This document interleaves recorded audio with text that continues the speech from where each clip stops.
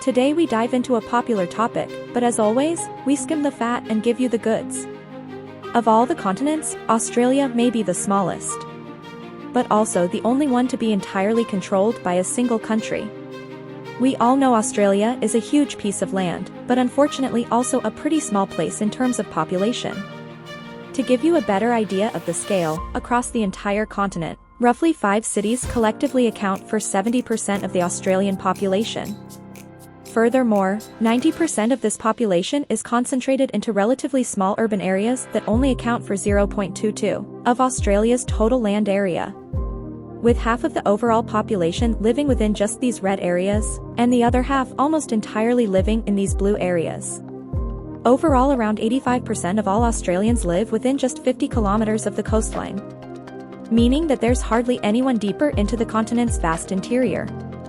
Australia has by far the highest ratio in the entire world of arable land to population, at around 1.9 arable hectares of land for every 1 citizen of the country. For the sake of comparison, the ratio in the United States is only about 0.47 arable hectares of land per 1 citizen. So why is there so much uninhabited land? Well, the most important factor to consider is that Australia is by far the driest inhabited continent on the Earth, with the least amount of average annual rainfall and consequently desert or desert-like conditions. These climates prevail over roughly 35% of the continent's total area. The second reason is as climate change continues to worsen the effects of drought on the continent, the waters that feed this agricultural heartland through the Murray-Darling Basin are getting more and more difficult to come by. With every passing decade, 9 of the 10 hottest recorded years in the continent's history have taken place just since 2005. These higher temperatures are rapidly increasing the rates of evaporation throughout the waters of the basin. Keep in mind these basins were already suffering from limited rainfall throughout.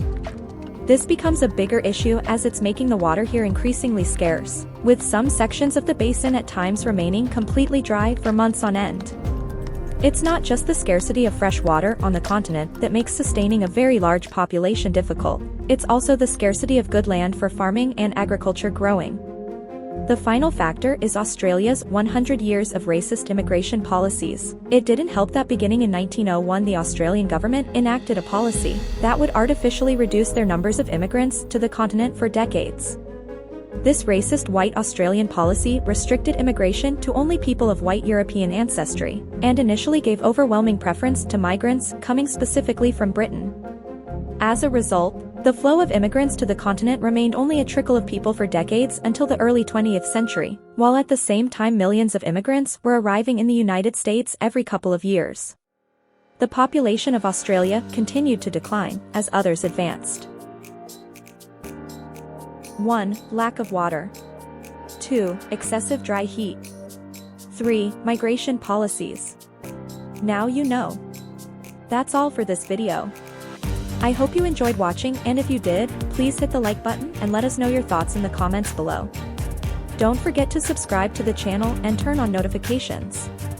I'll see you in the next one.